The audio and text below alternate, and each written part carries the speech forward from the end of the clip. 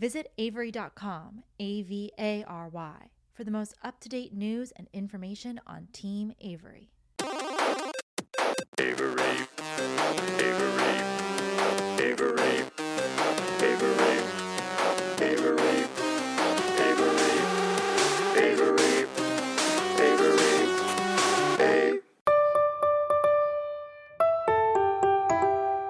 This is the Gala Show. I'm your reporter on the beat, Gala Avery. On this episode, you guys asked and I listened. A highly requested guest, you'll know her as an iconic actress from 80s horror favorites like Reanimator, From Beyond, Chopping Mall, and Castle Freak. Or maybe from some of her newer flicks like Last Stop at Yuma County, Suitable Flesh, and You're Next. She's also one of the hosts of the podcast Scream Dreams, a horror-inspired talk show where they dive into the real dreams of the best creative minds in film and television. I think you've guessed it. Today on the mic, I have one of the first ladies of horror herself, Barbara Crampton. Oh, wow. What a nice introduction. Hey, Barbara. Thank you, Gala. Thank you for coming on the show. Honestly, I put up like a poll on my Instagram and I was like, who do you guys want to have on the show? And it was overwhelmingly Barbara Crampton, Barbara Crampton. Oh, my God. That's probably because I never do them because I have my own. So I'm always like saying no to other people because I want people to tune into my show. But when Chris asked and he said, you really asked for me, I said, okay, I'll do it. I know. And also, and Joe Lynch was like, you got to get Barbara on. Oh. And I was just so happy. Yeah. So thank you so much for coming on to the show. I really, really appreciate it. Thank you. So before we bring up the topic today, I have a question for you. Okay. What makes you feel most at peace? Oh, what makes me feel most at peace? Probably walking in the woods and just being around nature. And my husband and I moved back to Los Angeles a few years ago because our kids went to school. They went to college, so they were away. And I wanted to kind of come back and be in LA. And we used to live in Marin, and I used to go walking all the time. And I'm not walking as much. I'm walking in my neighborhood, like around. It's different though in LA. Like there's that joke, yeah. though, nobody walks in LA. It's a whole song. People I know. I'm walking on the streets of LA in the neighborhood, but I'm not walking in nature very much because I feel like I have to drive to go to nature. But when I lived in Marin, I could just walk out of my house and be in nature in a second. So I do miss that. I need to do more of that and figure out how to accomplish it. Now, as always, my guest gets to bring their topic to the mic. So, Barbara, why don't you tell us what your topic is and why you decided to choose it? Well, I wanted to talk about movies that really go for it. And I have a few movies in my own repertoire that I feel have really gone for it. And now I think people would think they're a little bit demure, like Reanimator and From Beyond. And when I signed up for those movies, I wasn't as shocked as everybody else was when they came out. And even when I read it, I wasn't shocked. In fact, there was a girl who had the part in Reanimator before me. Oh, really? And then her mother read the script and said, oh, no, you're not doing this movie. So they had to have another casting. And I came in and I don't know, I read it and I knew there was, some sort of, outlandish stuff in there. But it didn't affect me in the least. Like I didn't think, oh, my God, I can't do this. And last night I saw The Substance. And that movie really goes for it. So I just kind of want to talk about those movies that really go for it, I think. And being in the business and trying to get a movie either pre-sold or, you make it with equity financing or your own money. And I've worked in independent genre cinema forever. I think that people sort of, I don't know, they go back and forth about, well, I want to make a movie about this. And maybe it's kind of a crazy idea, but I also want to make a movie that's really commercial and that I can sell and a story that I can make sense of.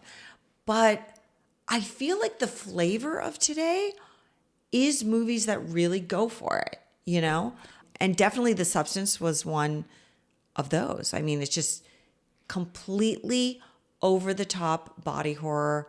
And even Dennis Quaid and his characterization of that, host, manager, whatever kind of guy he was so over the top and big.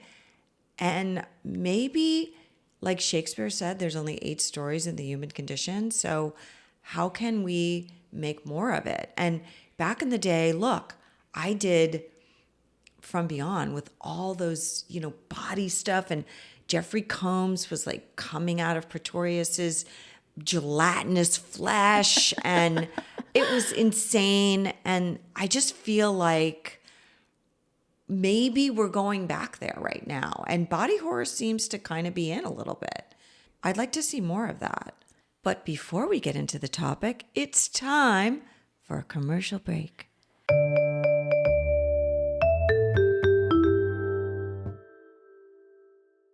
Back by popular demand, the Video Archives merch store is up and running. Get your favorite t-shirts, hats, notebooks, stickers, and more at videoarchivesmerch.com. You know me. I write all my notes in the Notes on Cinema notebook, the Gala edition, of course. Check out videoarchivesmerch.com to get yours today.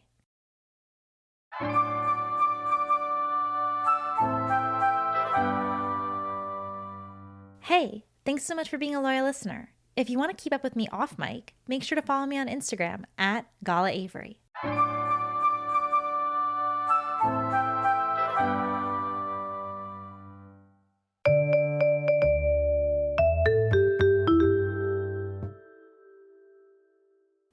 And we're back. You guys heard it here. We are going to be talking about movies that go for it. Yeah. I have 30 minutes on the clock and our time starts now. So let's start with the substance, just because we were kind of talking about it before. People were telling me that it was like this completely new thing, like they had never seen before. And for me, I've seen a lot of body horror movies, so I maybe wasn't as shocked. I've seen Cronenberg, and I've seen all of like the 80s and the 70s and all that stuff. So maybe I wasn't as shocked, but a lot of the people I went were really deeply affected by it. Well, I think that Demi Moore has done more mainstream movies in her career, and this is kind of a throwback to some body horror, Cronenbergian, maybe Stuart Gordon stuff. And I don't think that mainstream audiences have seen Demi Moore quite like this. I think when you hear like, oh, I'm going to go watch a Demi Moore movie, right? Like, you don't really expect you're going to go see that. G.I. Joe. It was... I do, okay, even though I have to say I did not like the movie very much. Oh, you didn't? I did not like the movie. Okay. But I don't necessarily have to like a movie to appreciate it. Like, I think it did go for it. Like, the very end, which I won't give away for anyone who hasn't seen it. Oh, my God. Of, like, the face. Right. But, like, that went for it. I think that the movie is, like, the most LA movie made by someone who's never been to LA. Like, it feels like it's Miami to me. Yeah. Which is fine, but it feels like it's a French person making a non-LA movie. Right. Well, it glorifies starism and personality and, what you're going for. I think in terms of beauty and things like that, like the movie was about this pressure, I think, on women to compete for a long period of time and be beautiful and be sensual and be attractive. And when that stops happening, they throw us away. And I mean, I can relate to this issue because I felt like when I was about 35 or so, I really understood what acting was. And that's when the roles dried up for me. Wow. So I went to college for theater, and I did some theater in New York City, and then I came to LA. And I started working pretty much right away. I mean, I got my first job was on a soap opera, but then I was in a Brian De Palma movie pretty soon after that. And then I kind of started working a lot. And I feel like with everyone, it takes you time to get better. I mean, even if you look at Demi Moore's earlier films or, Reese Witherspoon or anybody, they get better. And I don't think she ever went to, did she go to... She was having a conversation with Nicole Kidman. I think it was Nicole Kidman who never went to school for acting, and she learned on the job. But acting is a craft. It's a craft. Tool. You have to sharpen your knife, and you have to know what you're doing, and you have to have more experience. And it gets better as you go. Especially also being on set is its own monster itself. It is, yeah. And just as I was saying, like I just started to get how to act when I was like 35, and then all of a sudden I wasn't working. And I feel like even in a movie like Castle Freak, which I don't love the title of that movie because I feel like it's really lowbrow, but the movie was really deep and had a lot of thoughts about, secrets in life and what happens in a marriage when there's a crisis and how two people can move forward when there's issues at hand. And it also had this guy that was locked up in a basement. So anyway, I think Jeffrey and I did some good work on that movie, but then I didn't get any more work after that. I wasn't having auditions, and I really think it was because of my age, because nobody was writing parts for women 35. I was getting parts when I was 25, in my early 20s, up to 30, and then I wasn't a mom really yet, and I wasn't the young nubile femme fatale. So You were in that kind of limbo age. I was in a limbo state, and it was really sad, and it was only after I left the business and then kind of came back in the last number of years since You're Next that I feel like I've gotten some really great roles, and I've been able to work with people that are really going for it.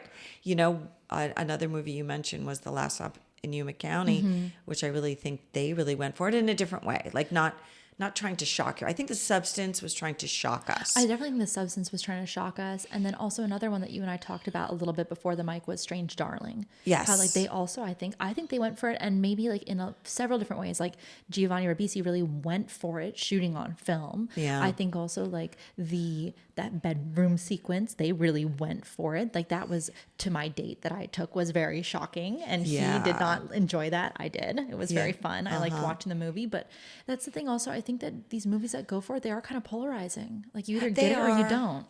Well, and I think more people are online now, and more people weigh in about what they like and don't like about movies. And bloggers have a bigger presence.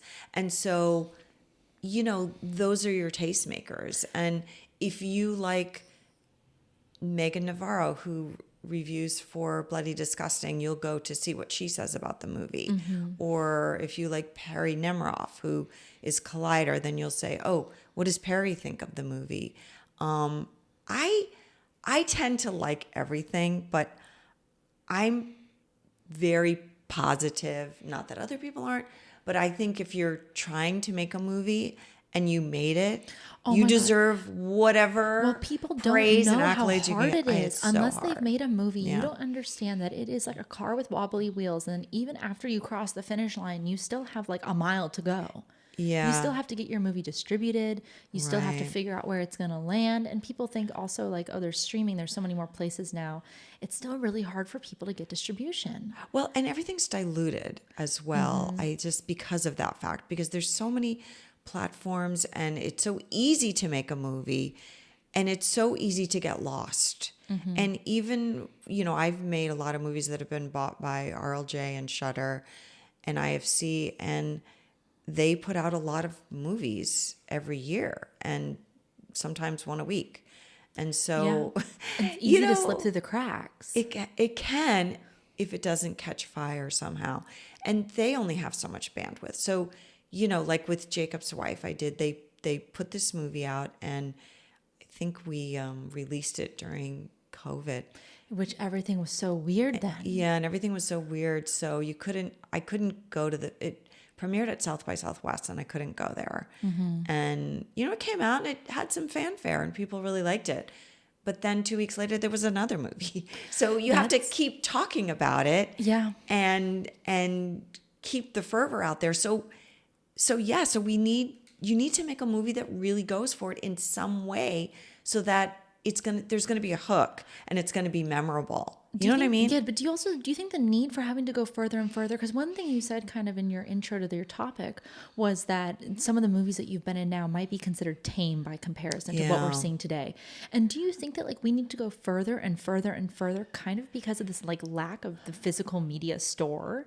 Is it because we don't have that video store Blockbuster to go to and congregate and see what's on the shelf? Well, and we're actually doing see that the when we go to physical? Shudder, right? Yeah, I'm but- a genre but person, it's so so easy to Yeah.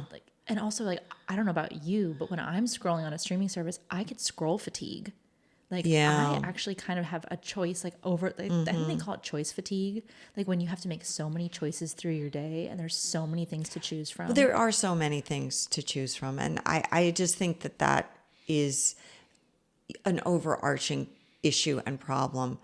And also in the last few years, video games have become so big. YouTube has become so big. People watch YouTube as if it was just like My kids watch, my kids are 21 and 23. They're just starting to get into real movies now. But I feel like all through their high school years, I would say, oh, have you seen the movie Jaws? And they'd be like, what's Jaws? What's Jurassic Park? and they'd be like, no, they didn't Mom, know. I don't want to watch that. I want to watch YouTube. I know. Yeah. So I do think though, like when you are sensational, maybe that's another word for it.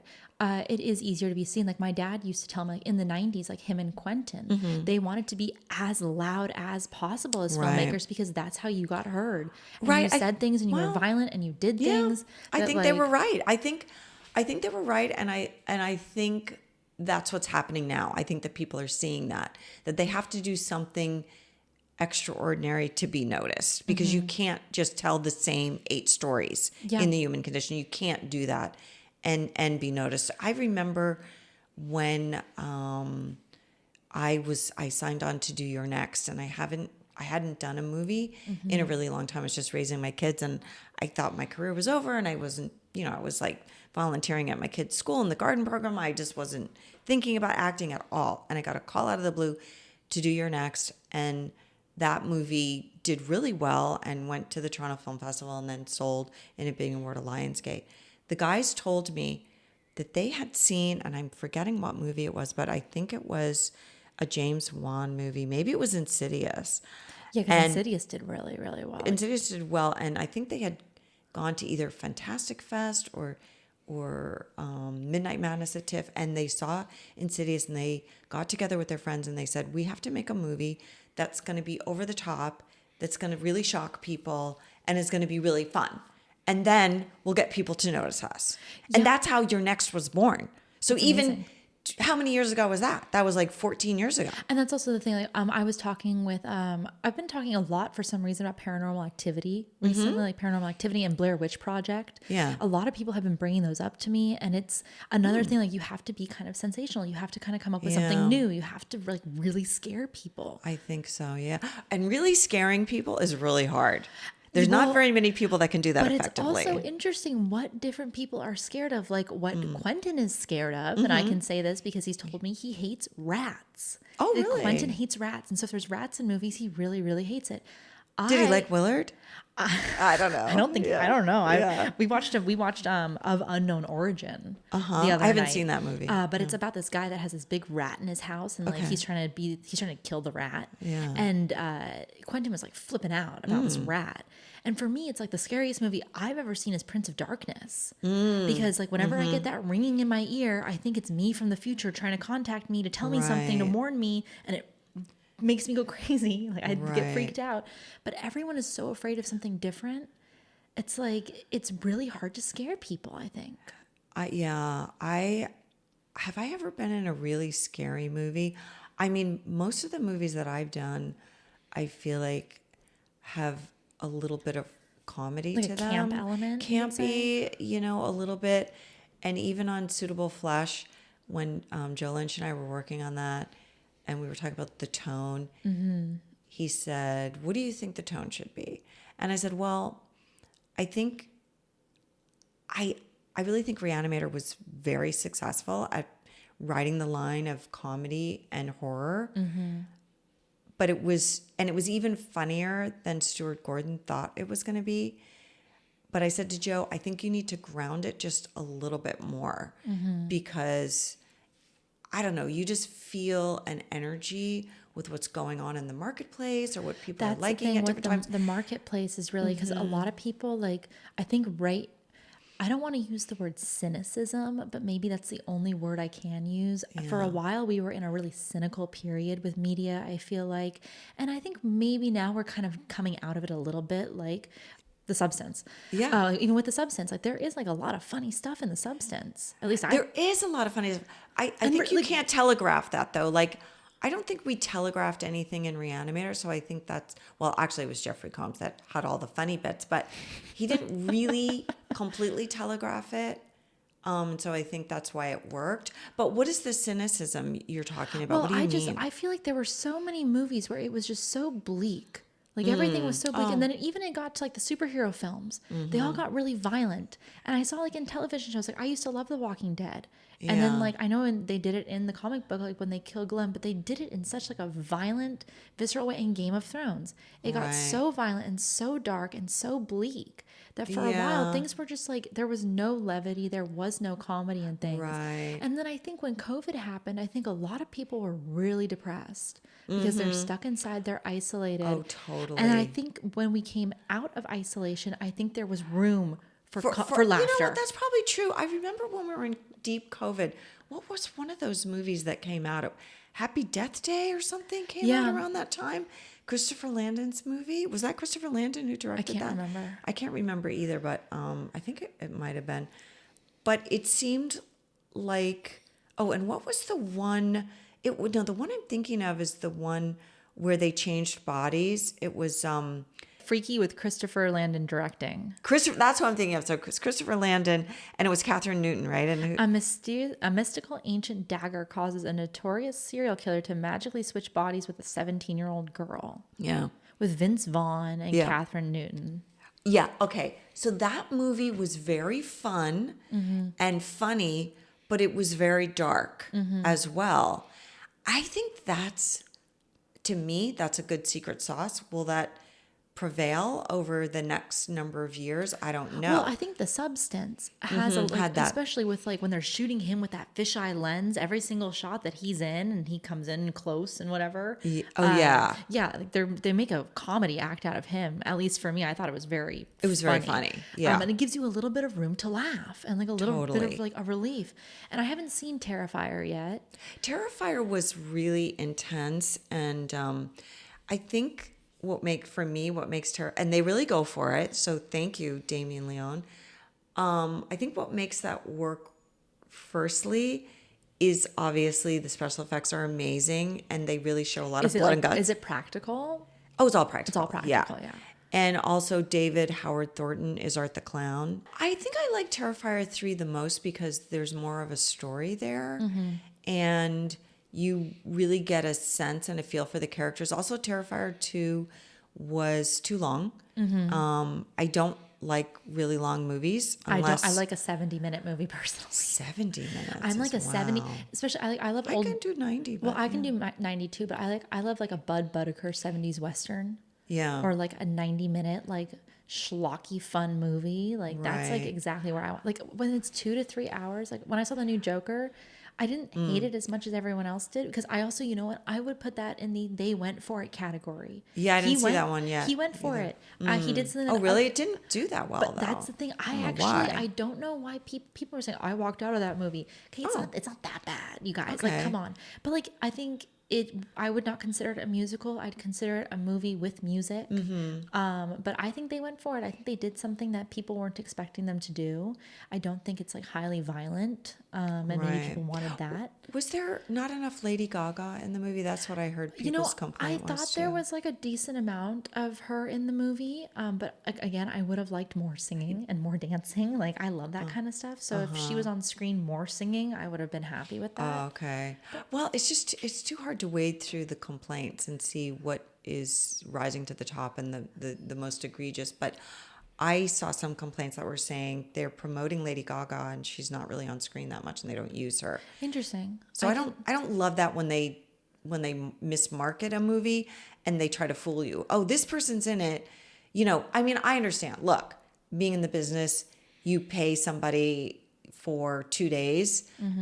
Samuel Jackson will come in and do your movie, or you know, Bruce Willis, or even Nick Cage was doing Nick that Cage. for a while. You know, I'll come in for 2 days and pay me $1 million, and then it's not really a Nick Cage movie in a way. Like, no, he's just what was that recent Longlegs? I mean, he was in it. I did not like that movie either. Didn't? I did not. You know, it's funny. I'm coming off as such a hater right now, and maybe I am, but it's funny because like the movies I like Sonic 3. I like the Sonic movies. I like the Puss in Boots. I like really happy movies, but I also love like horror movies. Like I love it. Right. I mean, look, I love positive movies myself. I'm not a dour person. I do like to be scared, but it's very rare that I'm scared. Maybe that's why Terrifier did so well, because everybody. Were you scared? Were you scared by it? I was repulsed. That's good. But I'm in sure that he'd way- be really, really happy for you to say that. But in the absence of a filmmaker being able to scare me, then I think that's the next level of what people are looking for and trying to go for it so that they can create an audience or create buzz for their movie. To wade through like what we're talking about, you have to wade through everything. Do you read the reviews before you go see a movie? Like, is that It how you kind of depends. pick? I'm a person who doesn't mind spoilers. Okay. You can tell me the plot of a movie and I can go and still enjoy it and know what's coming, and it doesn't bother me at all. Sometimes, my mom actually sometimes prefers to read a review before, especially if it's like a more stressful movie, because then she knows exactly what she's getting into and exactly what's going to happen. So she feels like she can actually de-stress from the Right. situation. I always find that interesting. I don't mind spoilers either. I can go either way. It just depends on the movie, I think. Yeah. I knew a little bit about the substance before I went in, and I'm glad I did. And, it didn't affect my enjoyment of the movie. Obviously, when you go to watch a Terrifier movie, you know that it's going to be really bloody and really gory. You're going to get terrified. But let me tell you, the acting was really good. I need to see it. But back to Terrifier, because I didn't explain that I really think the guy who plays Art the Clown, David Howard Thornton, is amazing in his characterization of Art. He was a mime. And he uses his eyes in such a way that he's really creepy, and he sort of laughs at everybody's discomfort in the movie. So that's unsettling. A guy, okay, the thing that scares me is probably a guy in a mask that doesn't talk. That's like Michael Myers or Freddy, even though Freddy, laughs and says a couple things. But Jason, when you can't reason with somebody, I think that's what scares me. And also when they're just that there is no person behind the mask, it's just the monster. Like that's what it is. Because when you can reason with someone, it's the human being that you can reason with. Right. And I think Terrifier takes that one step further because there is a mask, but he's also laughing at you. So you can't reason with him because you can't say, "Excuse me, Art the Clown, could you please stop? Come Excuse on, me, let's Mr. have a Clown, conversation." Mr. Clown, just chill out a Yeah. second. Did you see that in a theater? I did. I've you seen it see like it? 3 times. I saw So- it at a film festival, and So I have when a you're- friend in it. So Oh, that's great. When you're in the theater, though, it's also everyone else's tension that's watching with you. It's everyone else I feel like fear is infectious. well, I have gone back to the theater recently, like everybody else, and I do really enjoy being in the theater more than being at home on my little iPad. I like to watch television at home on my iPad, but in my little bed with my little screen, that's fine. But watching a movie in the theater it's so great. it's so much better. Yeah, I love it. We've talked a little bit about a few of your roles, but I want to know, what is the role that you think really went for it the most that you've been in? Probably From Beyond. From Beyond, Yeah, I think so. Was that also it was the one that went for it the most, but it was also your favorite role that you've done? Well, it's probably my favorite more than. It's so funny that one of my first film roles is the one I'm most known for, Reanimator.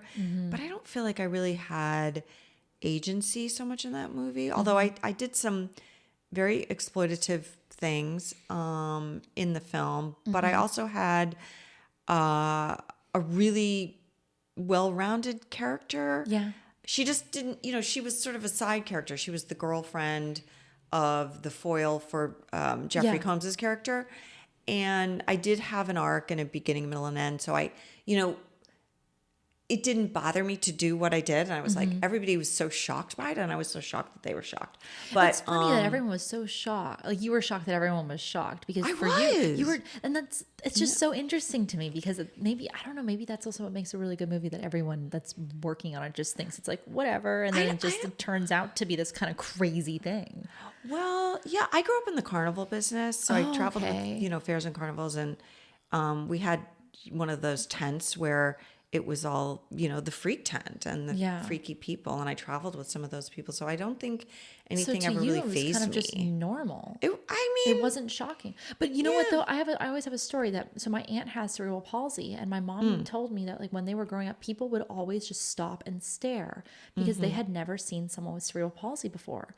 And now with the internet, you can just look up someone with cerebral palsy and you know what it looks like, so you're not shocked to see it out in public. know. And porn has become so big right now that seeing anybody naked or having sex is no big deal. You can see anything you want to see. So I guess when I did that scene, in Reanimator with it headless, the guy carrying his head was like trying to make love to me. By the way, he didn't get very far. He didn't actually do the deed. He was just like near me. Everybody thinks he did more than he did, but he didn't.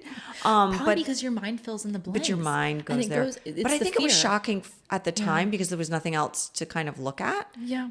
People hadn't seen anything like it before, and you couldn't just go online and type that in. Yeah, now you can go online and see that stuff. So I don't think that's very shocking at all now. But I do think that in From Beyond, I had even a more well-rounded character in that movie, and I had more to do, and I had a lot of agency. And I started out as a prim psychiatrist, and then I was helping somebody, and then I got drawn in by the resonator, and then I became sort of vampy sexy, and more sexual, and then I was trying to be a heroine and save the day, and then at the end of the movie I go crazy. So I feel like that's probably my most favorite role that I've ever been in, besides Jacob's Wife, where I played a vampire. And I was developing that project for about 4 years and trying to get it off the ground and sell it. And it took a long time.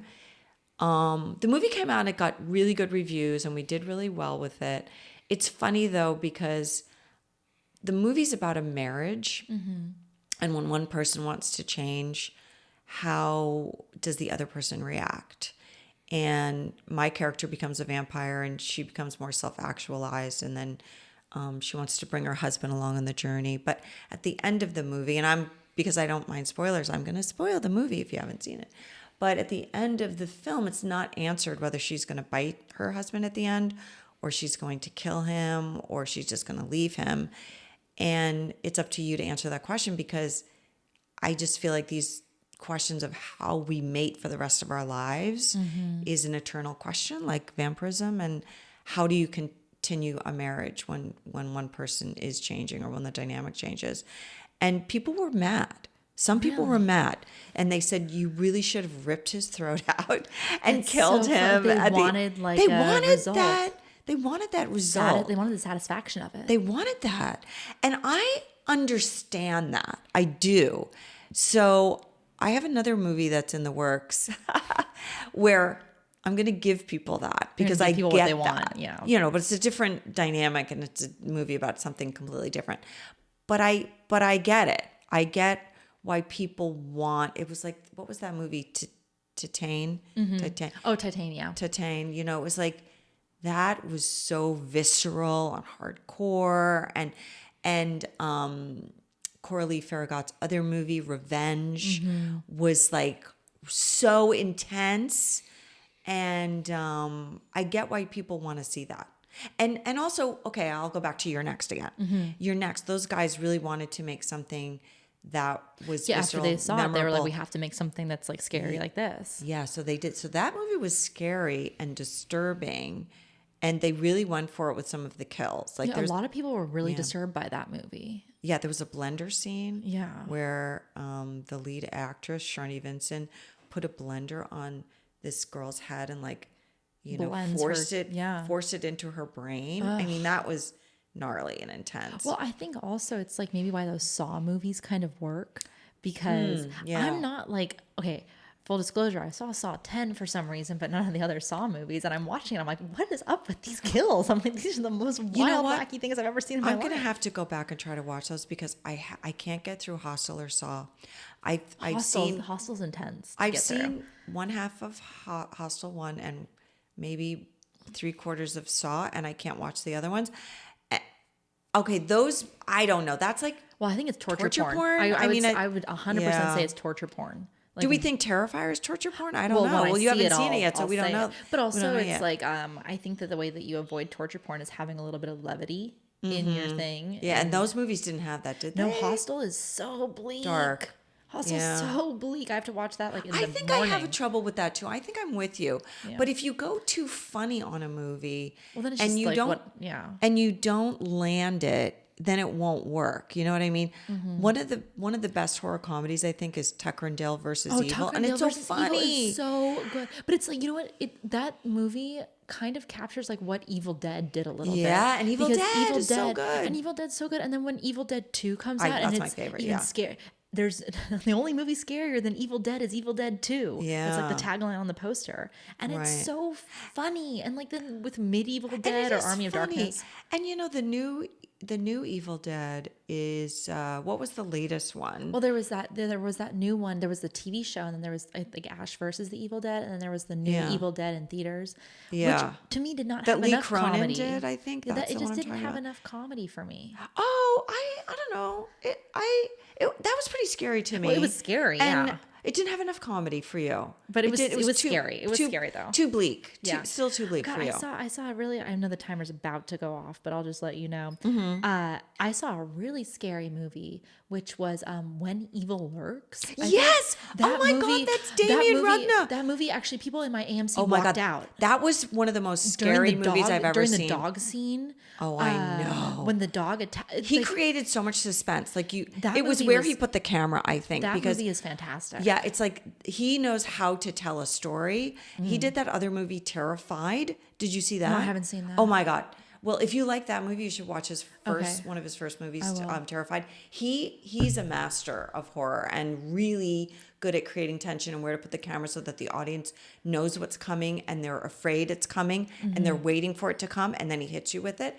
He's amazing. No, that movie was so scary that people actually walked out of my theater. Yeah, and I was, really? I was at the Glendale AMC, and it was really cool because like the movie is like Spanish speaking, and then it was like a Right. bunch of people that actually spoke Spanish in the theater, so it was really great. But I know people walked out. People were like, just like gotta go, like especially during that dog sequence, people just got up and left. And I Right. actually think that makes a good horror movie when it's so scary that people are like, But that was pretty bleak. That was that. But you liked it.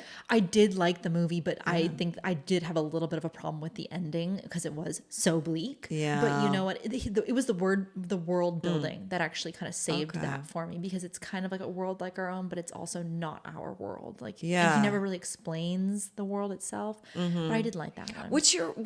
Okay, what do you think of what is the Texas Chainsaw Massacre? Because that's really bleak and but really well done. Texas Chainsaw Massacre is definitely not one of my favorites, but I've seen it like recently again and again because it's Halloween time right now, and my friend has a 16mm print of it, so we all watched it together, and it's like really fun to watch like with friends. That movie is like really scary. Pretty scary. It's pretty scary because it's Yeah. like that is something that could actually happen, and then also I'm vegetarian, and so when you watch it from like that whole vegetarian angle, because like there's this whole like the slaughterhouse and like they're eating each Yeah. other and stuff. I find it a fascinating film to like read as a film.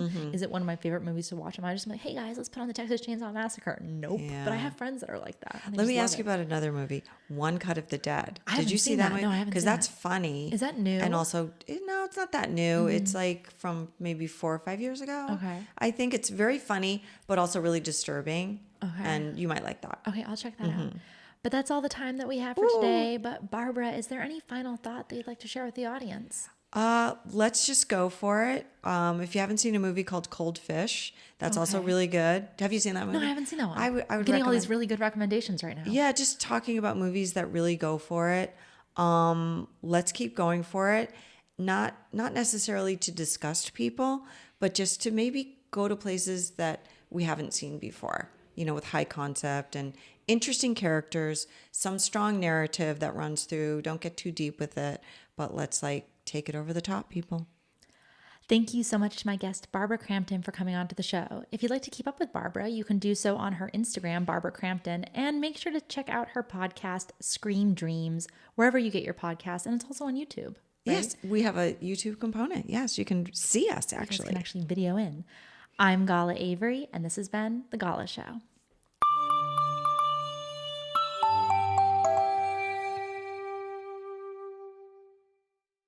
The Gala Show is brought to you by Avery.com.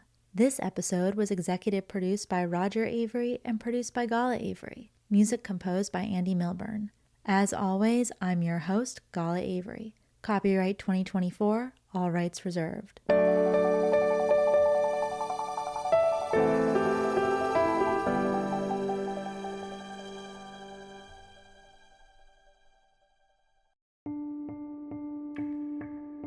Despite me sharing the same last name with this charity, I don't have any affiliation with it, besides the fact that the issue is very near and dear to my heart. Did you know that in the United States, 2.7 million children currently have a parent in prison, and it's estimated that 10 million children have experienced parental incarceration at some point in their lives? I was one of these kids, and as an adult, I am really grateful to be able to give back to Project Avery. Their mission is to build leadership from within by supporting community through programs such as mentoring and outdoor education, and also to remove the stigma surrounding having a parent that's incarcerated. You don't have to feel alone. If you know a kid who could use these resources or would like to donate money or time to the charity, please go to Project Avery, that's AVARY.org, to check out what this amazing charity is all about. Again, that's projectavery.org. Thank you guys from the bottom of my heart.